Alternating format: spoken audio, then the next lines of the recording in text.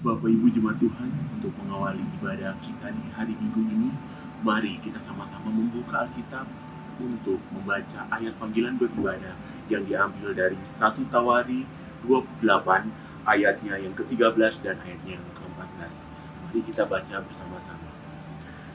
Mengenai rombongan-rombongan para imam dan para orang Lewi, dan mengenai segala pekerjaan untuk ibadah di rumah Tuhan dan segala perkakas untuk ibadah di rumah Tuhan. Juga ia memberikan emas seberat yang diperlukan untuk segala perkakas pada tiap-tiap ibadah, dan diberikannya perak seberat yang diperlukan untuk segala perkakas perak pada tiap-tiap ibadah. Jemaat yang Tuhan Yesus kasihi, kita akan masuk dalam doa pembukaan untuk ibadah minggu pada hari ini. Mari kita bersatu di dalam doa. Bapa kami, di dalam nama Tuhan Yesus Kristus yang adalah juru selamat kami, penyelamat kami. Terima kasih untuk waktu dan kesempatan yang indah Tuhan anugerahkan bagi kami. Boleh bersama-sama menikmati lagi ibadah minggu pada hari ini. Hamba berdoa menyerahkan semua jemaat Tuhan. Hamba berdoa menyerahkan semua pelayan Tuhan. Biarlah Engkau yang memberkati Tuhan Yesus. Dan biarlah ibadah hari ini kami menyerahkan di dalam tangan Tuhan Yesus. Biarlah Engkau Allah yang memberkati. Biarlah Engkau Allah yang berkuasa. Mulai dari awal, pertengahan, hingga akhirnya. Berdoa untuk semua jemaat-Mu, dimanapun mereka berada Tuhan Yesus. Engkau yang memberkati mereka, baik di rumah maupun di tempat pekerjaan, di tempat pelayanan. Biarlah juga kasih Tuhan menyertai mereka. Terima kasih Tuhan Yesus. Kami memulai ibadah ini hanya di dalam nama Bapa, Putra, dan Roh Kudus. Amin.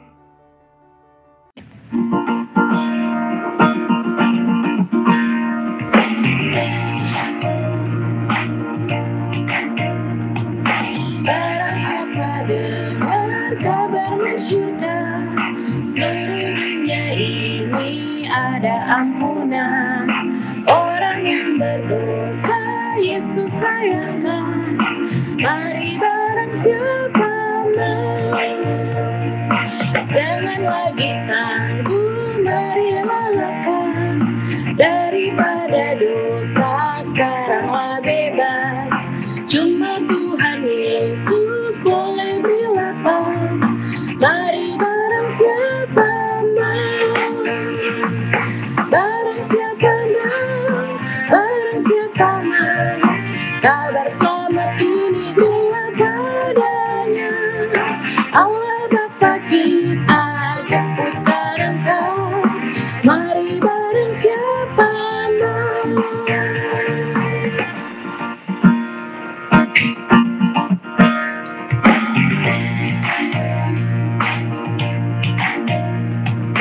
Barang siapa mau teguh perjanjian, barang siapa mau selamanya tahan. Mari terima selamat yang diberi Tuhan. Mari barang siapa mau, barang siapa mau, barang siapa mau, kabar selamat ini bila padanya. Allah Bapa kita jemputkan Engkau. Mari barang siapa mau.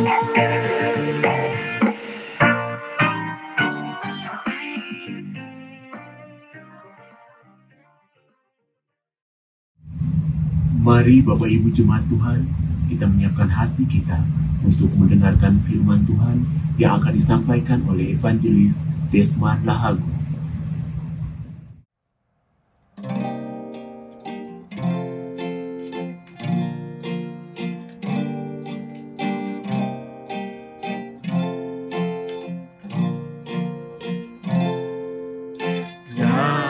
Nyanyikanlah kepadaku Injil yang hidup. Hendaklah nyata eloknya Injil yang beri hidup. Injil yang terindah wajib ku nyatakan.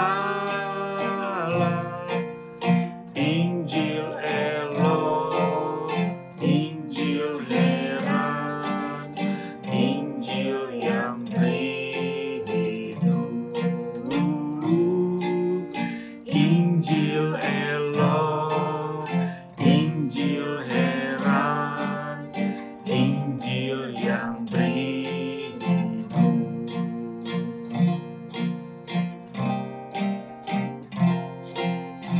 Berkat Yesus pada sekalian, Injil yang beri hidup. Berdosa hai dengarlah, Injil yang beri hidup. Selamatmu diberinya, suka dan sentosa.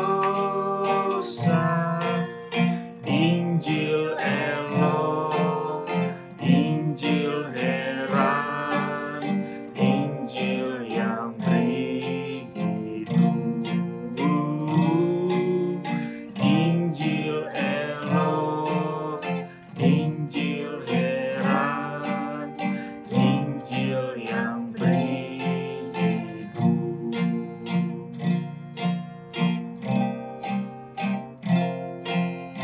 Merdulah bunyi Injilnya, Injil yang beri hidup. Ampun bagiku dalamnya, Injil yang beri hidup. Juru selamat Yesus, sucikanlah jiwa.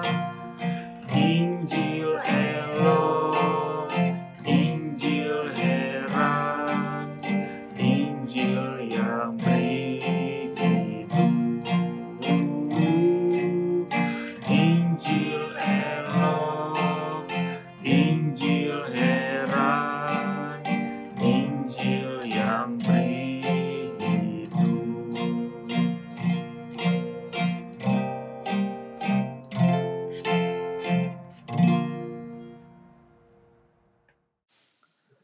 Shalom jemaat Tuhan, selamat hari Minggu.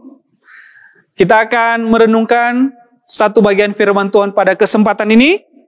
Sebelum kita membaca firman Tuhan maupun merenungkannya bersama, kita bersatu di dalam doa.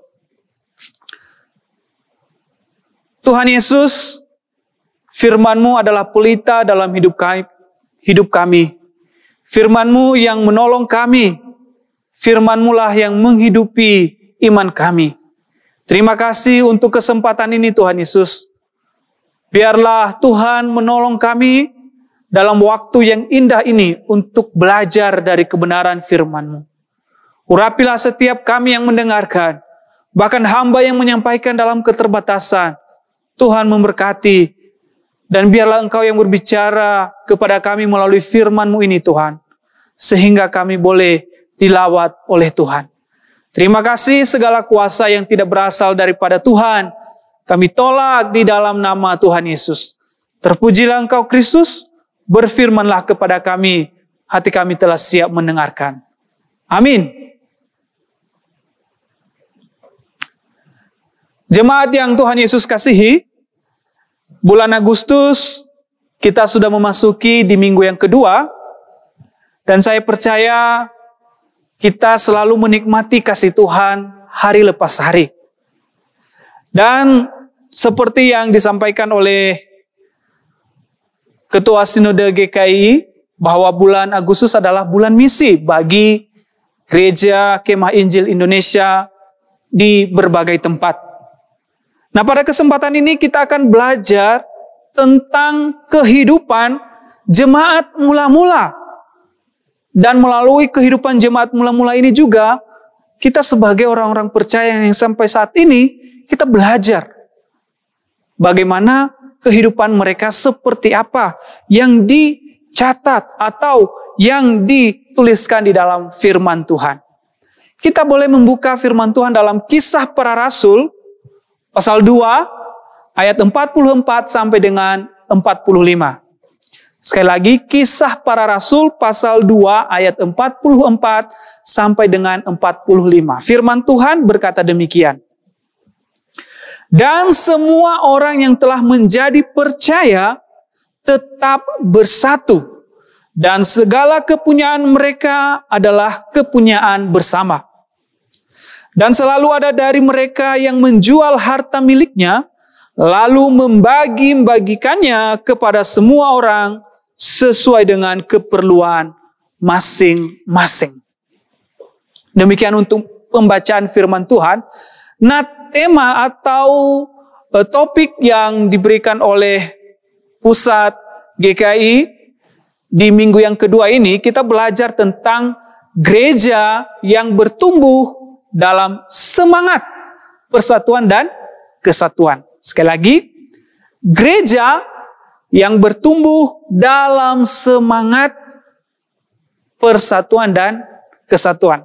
Mari kita bahas atau belajar dari firman Tuhan ini berdasarkan tema yang sudah diberikan.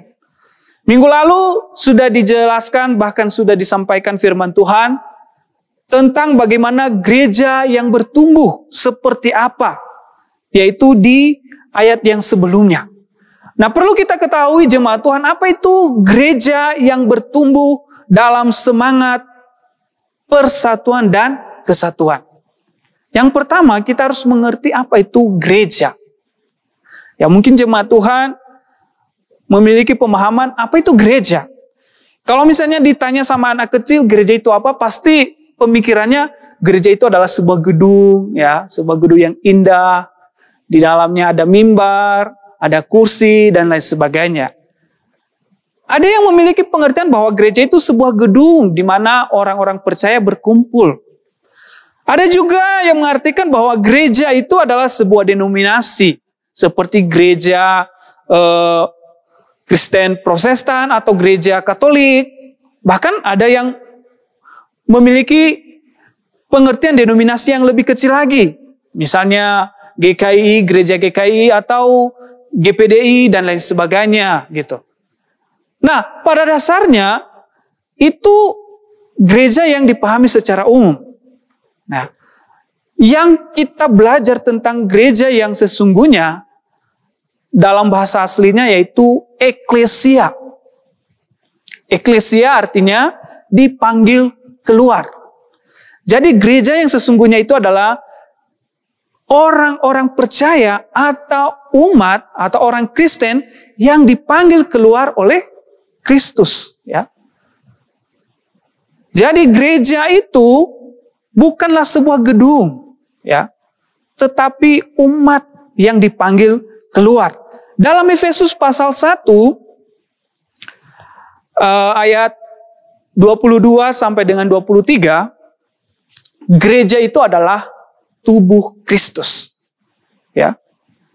Dalam Efesus pasal 1 ayat 22 sampai dengan 23, gereja itu yang sesungguhnya adalah tubuh Kristus. Nah, tubuh Kristus apa? Tubuh Kristus itu adalah kita semua orang percaya. Kita semua yang sudah menerima Kristus. Jadi, gereja yang sesungguhnya itu, kembali saya jelaskan dan tegaskan, bukanlah sebuah gedung atau bukanlah sebuah denominasi. Tetapi menurut Alkitab, gereja adalah tubuh Kristus atau umat orang percaya. Saya dan termasuk jemaat saudara-saudara sekalian. Jadi itulah pengertian dari gereja. Nah, kita melihat yang kedua, apa itu gereja yang bertumbuh? Ya.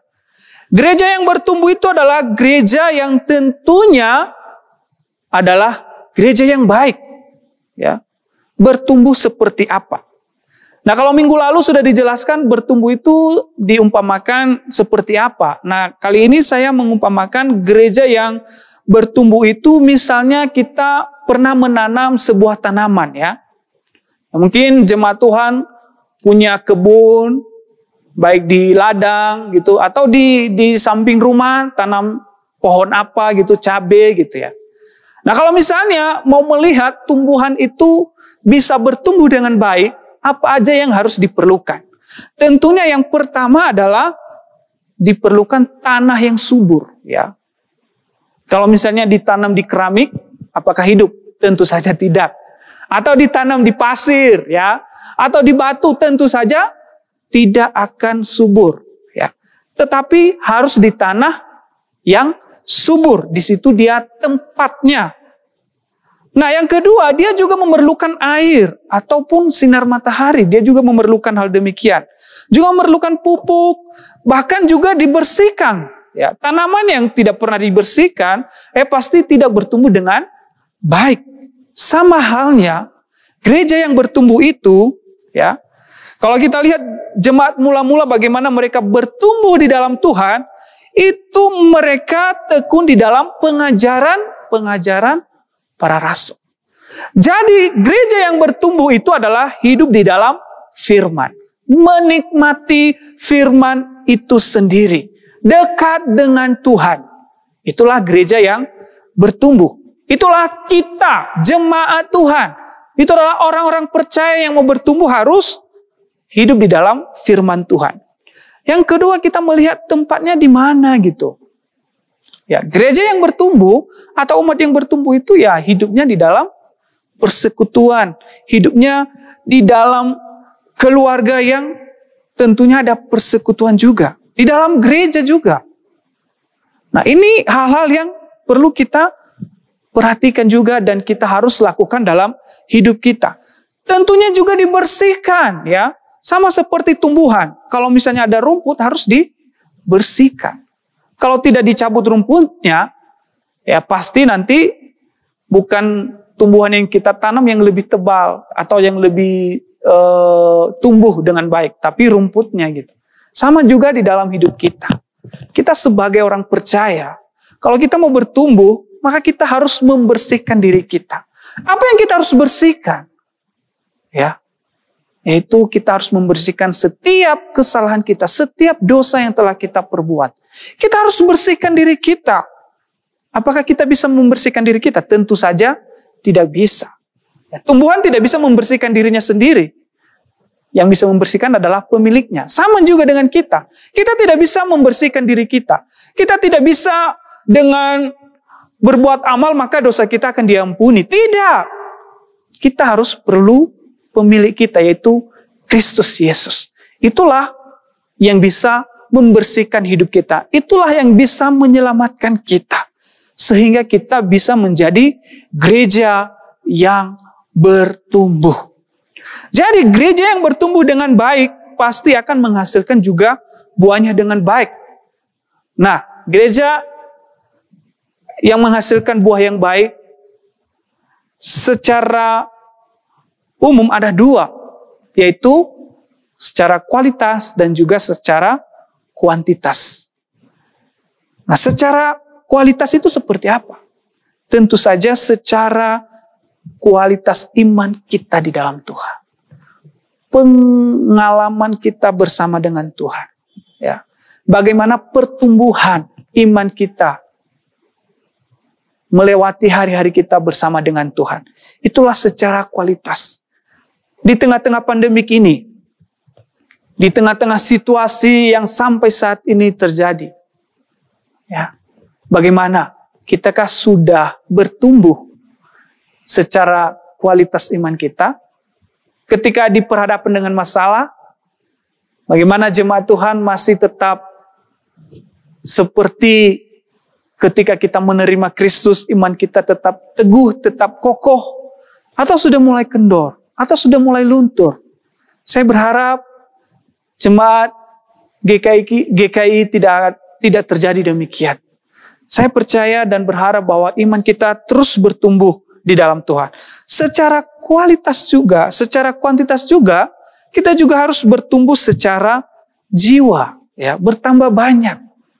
Orang-orang percaya harus bertambah banyak juga, ya. Nah, gereja yang bertumbuh dengan baik, ya, tentu juga akan menghasilkan jiwa-jiwa yang baru. Nah, itulah gunanya gereja Kemah Injil Indonesia memiliki para misionaris, para hamba Tuhan. Ya, mereka terjun di lapangan. Untuk apa?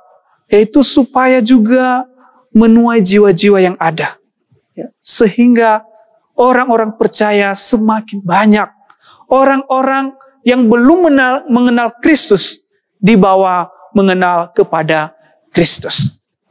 Nah, jemaat yang Tuhan Yesus kasihi, kalau kita lihat di dalam teks firman Tuhan yang telah kita baca, bagaimana gereja yang bertumbuh di dalam persatuan dan kesatuan, kita melihat mereka di sini, yaitu tentunya gereja yang baik itu harus hidup dalam persatuan dan kesatuan. Ya, itulah gereja yang baik. Ayat 44, dan semua orang yang telah menjadi percaya tetap bersatu. Nah, ini poinnya. Ya, gereja yang baik atau orang-orang percaya yang sesungguhnya itu, yang berkualitas itu, pada dasarnya harus hidup dalam kesatuan. Hidup dalam persatuan. Tidak bisa dengan sendirinya. Ya, kalau misalnya saya kasih contoh, lidi, ya, sapu lidi, ya. Kalau misalnya sapu lidi itu satu saja pasti mudah dipatahkan, dua saja pasti mudah dipatahkan. Tapi coba kalau sapu lidi itu jumlahnya begitu banyak, ya, 500 atau mungkin berapa banyak gitu, apakah ketika dipatahkan lebih mudah atau tidak? Tentu saja susah. Artinya bahwa kalau hanya satu sapu lidi, ya, lidi itu pasti mudah dipatahkan. Ya. Sama halnya juga kalau misalnya itu belalang atau burung pipit yang biasanya ke sawah, ke ladang begitu ya. Kalau misalnya belalang itu hanya satu hinggap di padi, ya, atau burung pipit hanya satu saja, pasti tidak kelihatan yang dia makan itu. Tidak akan kelihatan oleh seorang petani. Tapi coba bayangkan kalau misalnya ratusan atau ribuan ada belalang di situ, ada burung pipit di situ, pasti langsung kelihatan rata semua, mereka bisa memakan padi tersebut. Maka persatuan di sini tentunya sangat penting di dalam kehidupan orang percaya. Tapi persatuan seperti apa? Ya, persatuan itu jelas di sini dikatakan dan semua orang yang telah menjadi percaya. Ya, perhatikan kata semua. Ya, semua itu jumlahnya banyak. Ya, atau seluruh. Tidak bisa hanya satu orang percaya saja. Dan itulah yang terjadi di jemaat mula-mula. Ya, semua mereka yang sudah menerima Kristus. Semua mereka yang sudah dibaptis. Semua mereka yang sudah bertobat. Ya. Dalam pelayanan juga, tentu saja secara khusus di GKI Tembagapura di tempat ini, tidak bisa hanya hamba Tuhan saja. Tidak bisa hanya majelis saja. Tidak bisa hanya jemaat saja. Ya, dalam sebuah pelayanan.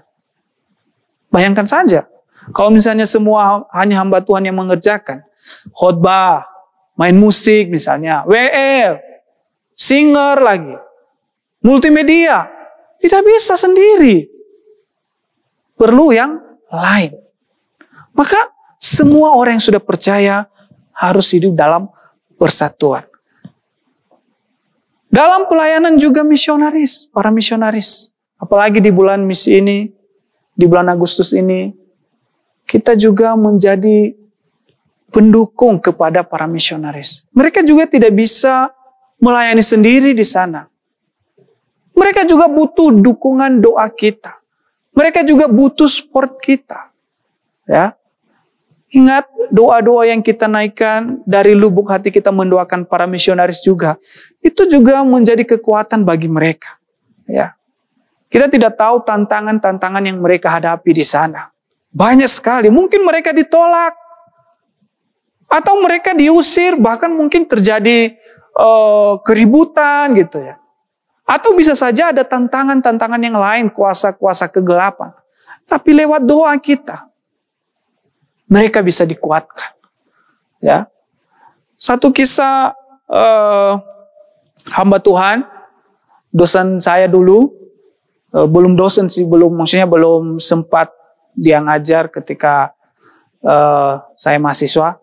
Tapi dia seorang hamba Tuhan yang luar biasa ketika ia melayani di dalam pedesaan gitu.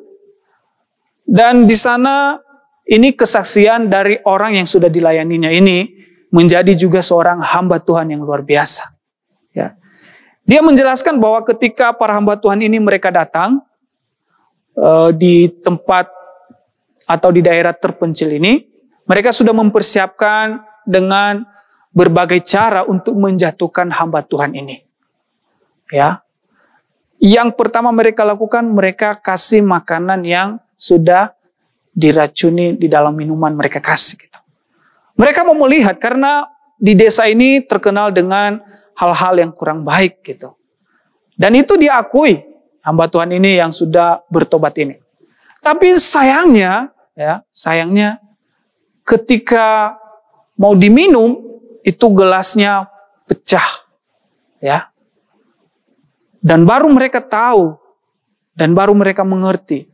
Karena desa ini hidup di dalam dengan suku, agama suku gitu. Jadi mereka belum punya gereja.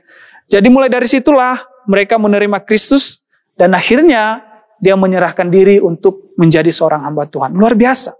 Ya. Saya percaya bahwa hamba Tuhan ini yang datang ini bukan karena dirinya sendiri. Tapi yang pertama karena Tuhan Yesus. Dan yang kedua, tidak lepas juga dari orang-orang yang mendoakan pelayanannya. Begitu juga kita. Kita harus setia mendoakan, kita harus setia mensupport setiap para misionaris, setiap para hamba Tuhan yang melayani. Yang kedua, di sini kita melihat orang percaya untuk menjadi atau hidup dalam persatuan. Yang pertama tidak bisa sendiri, harus semua, ya. Yang kedua, yaitu harus orang-orang yang percaya. Jelas di sini bahwa dan semua orang yang telah menjadi percaya. Yang telah menjadi percaya, bukan yang belum percaya. Baru mereka hidup dalam persatuan. Ya, tidak, tapi semua yang telah menjadi percaya. Ya. Saya mau katakan percaya di sini adalah dia adalah orang-orang yang sudah menerima Kristus. Percaya mulai sekarang ketika ia terima Kristus dan terus menerus. Bukan percaya ya, saat ini terima Kristus, tapi 2 minggu atau 3 tahun lagi nanti sudah percaya yang lain. Ya. Percaya Yesus saat ini, 2 tahun lagi sudah percaya yang lain. Tidak. Tapi percaya terus menerus dalam hidupnya. Dia menerima Kristus dalam hidupnya. Ya. Seperti yang dikatakan bahwa terang tidak bisa bersatu dengan gelap. Maka di dalam kesatuan itu ya harus sama semuanya. Harus orang-orang yang sudah menerima Kristus. Ya. Sama dengan jemaat Tuhan. Pertama-tama kita harus menerima Kristus dalam hidup kita. Jangankan kita hanya sebatas KTP saja. Ya, sudah karena dari nenek, opa, oma gitu ya, papa, keluarga Kristen, maka kita menjadi Kristen. Tapi sesungguhnya kita belum sungguh menerima Kristus. Kita belum percaya sepenuhnya. Dan itu tidak bisa menjadi bersatu ya. Karena perbedaan itu tidak bisa ya bersatu di dalam hal yang baik. Ya. Kalau misalnya kita hidup dengan orang yang baik, maka hidup kita juga pasti akan dipengaruhi dengan kebaikan. Tapi kalau kita hidup dengan orang-orang yang jahat, maka hidup kita juga pasti tidak akan menjadi baik. Maka untuk hidup dalam kesatuan, dalam hidup persatuan itu, harus orang-orang yang sudah percaya. Yang kedua, kita belajar dari sini bahwa kehidupan jemaat mula-mula ya, yang sudah menerima Kristus, yang sudah dibaptis ini. Mereka hidup dalam kasih persatuan. Luar biasa, saudara. Ya. Masih di ayat 44b, dan segala kepunyaan mereka adalah kepunyaan bersama. Ini yang namanya kasih. Ya. Jadi, orang yang sudah percaya Kristus, orang yang sudah terima Kristus, pasti hidup di dalam kasih. Ya. Dan itulah yang membedakan kita dengan yang lain, ya, yaitu tentang kasih Kristus dalam hidup kita. Ya.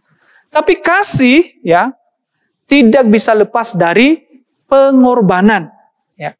Di ayat 45, dan selalu ada dari mereka yang menjual harta miliknya lalu membagi-bagikannya kepada semua orang sesuai dengan keperluan masing-masing. Ini yang namanya pengorbanan. Ya. Kasih yang sesungguhnya itu harus disertai dengan pengorbanan. Dan itu adalah kasih yang benar. Ya. Saling berbagi, rela berkorban. Ya. Kalau kita melihat apa kasih yang terbesar dalam hidup kita, kita melihat dan belajar dari kasih Allah di dalam Kristus Yesus. Ketika kita hidup di dalam dosa, ketika kita masih di dalam kegelapan, oleh karena kasih-Nya Ia datang ke dunia. Oleh karena kasih-Nya Ia mati bagi kita. Oleh karena kasih-Nya Ia menyelamatkan kita. Itulah pengorbanannya. Ya. Dia bukan hanya mengasihi, tapi dia juga berkorban. Ya. Saudara yang Tuhan Yesus kasihi, kasih itu tidak pernah hitung-hitungan. Ya. Seperti Tuhan Yesus lakukan. Dia tidak hitung-hitungan. Nyawanya pun menjadi penyelamat. Ya. Menjadi korban bagi kita. Tidak seperti kalau kita melihat di ayat kedepannya atau di Kisah Para Rasul pasal 5, ya, masih ada juga jemaat Tuhan yang hidup seperti orang yang memiliki kasih namun hitung-hitungan. Dia adalah Ananias dan Safira. Mereka ini sudah menjadi jemaat mula-mula pada waktu itu. Namun yang anehnya dikisahkan bahwa ketika mereka menjual tanah kepunyaan mereka, ya, mereka tidak memberikan semuanya itu. Mereka masih hitung-hitungan, mereka masih berpikir, kita kasih yang setengahnya saja. Yang setengahnya kita sembunyikan saja. Ya. Mereka tidak tahu pun tidak ada yang tahu. Ya. Hati-hati, saudara. Petrus katakan, kamu tidak menyembunyikannya kepada manusia, tapi Tuhan tahu. Ya. Dikatakan di situ di ayat yang ayat 4 sampai 5, ayat 4b dikatakan, mengapa engkau merencanakan perbuatan itu dalam hatimu? Engkau bukan mendustai manusia, tetapi mendustai Allah. Apa yang mereka lakukan? Mereka pikir bahwa manusia tidak melihat, ya. Tapi ingat, Tuhan melihat. Ketika kita mengasihi orang lain, ketika kita berbagi kasih, kita tidak perlu hitung-hitungan, ya. Kasih perlu yang namanya pengorbanan, ya. Apa yang kita miliki, apa yang kita punya saat ini, ingat itu adalah pemberian Tuhan. Kalau misalnya Tuhan titipkan berkat bagi kita, kita juga ingat bahwa di dalam berkat yang Tuhan titipkan itu, kita mengingat orang lain, ya. Apalagi untuk memberikan kepada Tuhan, ya. Perpuluhan, ingat. Jangan sampai apa yang kita perlu, yang kita terima dari Tuhan, kita menganggap bahwa ini untuk saya sendiri. Ya, ingat masih ada untuk Tuhan, jangan lupa. Ya. Yang dua ya, satu untuk Tuhan, kita juga mengingat satu untuk orang lain. Karena Tuhan katakan, ya, kita itu mengasihi Tuhan yang utama, dan yang kedua harus mengasihi sesama. Tidak hanya mengasihi Tuhan satu saja, tidak, tapi dua. Jadi ketika kita menerima berkat Tuhan, kita yang utamakan adalah mengasihi Tuhan. Kita memberikan untuk Tuhan. Dan yang kedua, kita juga harus mengingat orang lain, mengasihi orang lain. Dan itulah yang dilakukan oleh jemaat mula-mula, ya. Itulah yang mereka lakukan. Mereka saling berbagi. Apa yang mereka miliki, mereka jual dan mereka gunakan sesuai dengan keperluan masing-masing. Ya. Di dalam bulan misi ini, apa yang akan kita perbuat? Apa yang akan kita lakukan jemaat Tuhan? Ya. Kita juga mendukung hamba-hamba Tuhan, para misionaris, dalam doa, dalam sport kita juga. Kita berbagi kasih juga, karena mereka tidak bisa berjuang sendiri. Bertumbuh di dalam Tuhan, hidup di dalam Tuhan, itulah yang menjadi utama dalam hidup kita. Ya, ingat, untuk hidup bersatu itu tidak bisa sendiri, ya. Tetapi harus perlu orang lain. Harus perlu sesama. Tapi jelas sesama kita itu siapa, ya. Jangan sesama kita juga adalah orang-orang yang tidak seiman dengan kita, yang tidak memiliki hubungan yang baik dengan Tuhan. Jangan. Tapi harus yang satu iman di dalam Tuhan Yesus. Nah, saat ini kita sudah menerima kasih Kristus. Bisakah kita menjadi seperti jemaat mula-mula? Apa yang kita terima, berkat Tuhan atau apapun, kita juga bisa menjadi seperti jemaat mula-mula, saling berbagi. Ya. Saling juga berkorban bagi orang lain. Di tengah-tengah pandemik ini, kalau kita melihat banyak orang-orang yang berbagi kasih, ya. Tapi ingat, kita berbeda ketika kita mengasihi orang lain. Ada orang mengasihi orang lain dengan tujuan bisa menerima atau imbalannya, tidak. Tapi kita mengasihi orang lain karena Kristus terlebih dahulu telah mengasihi kita. Biarlah jemaat Tuhan terus hidup di dalam kesatuan, memiliki semangat seperti jemaat mula-mula. Dan kita akan bertumbuh juga dengan hidup di dalam firman Tuhan. Jadi jangan malas-malas untuk merenungkan firman Tuhan itu, kata pemazmur, siang dan malam. Biarlah firman Tuhan ini boleh meneguhkan kita, orang-orang percaya kepada Kristus, untuk terus bertumbuh di dalam Tuhan. Baik secara iman kita, kerohanian kita, maupun juga secara jiwa-jiwa yang akan bertumbuh di dalam Tuhan. Amin. Firman Tuhan, Tuhan Yesus memberkati. Jemaat yang Tuhan Yesus kasihi, kita akan masuk di dalam doa syafaat. Saya akan memimpin kita, mari kita bersatu di dalam doa. Segala puji, hormat, kemuliaan hanya bagi-Mu Tuhan, yang menciptakan langit dan bumi dan segala isinya. Kami mengucap syukur untuk kebaikan Tuhan dalam hidup kami, hari lepas hari. Kami mengucap syukur kalau kami ada sampai saat ini oleh karena pertolongan Tuhan. Kami mengucap syukur untuk berkat-berkat yang Tuhan berikan bagi kami. Berkat rohani, bahkan berkat jasmani yang Tuhan anugerahkan bagi kami. Terima kasih Tuhan Yesus. Kami mengucap syukur juga untuk pemeliharaan-Mu, secara khusus untuk jemaat GKI Kalvari Tembagapura di berbagai tempat, baik yang ada di job site maupun yang sedang cuti juga. Terima kasih Tuhan Yesus. Terima kasih untuk segala kebaikan Tuhan yang Tuhan kerjakan di dalam jemaat-Mu. Lewat setiap pergumulan-pergumulan yang ada, Tuhan sudah menjawab. Bersyukur untuk pemulihan-pemulihan yang Tuhan Yesus berikan. Pada kesempatan ini Tuhan Yesus, hamba berdoa menyerahkan jemaat-Mu di dalam tangan-Mu. Tuhan Yesus memberkati mereka. Tuhan Yesus kuatkan mereka. Tuhan Yesus menghibur mereka di tengah-tengah pergumulan yang mereka alami. Mungkin ada yang bergumul dengan situasi pandemik ini Tuhan Yesus. Kami hanya percaya kekuatan dan perlindungan yang daripada Engkau Tuhan Yesus. Mungkin ada yang bergumul dengan masalah penyakit.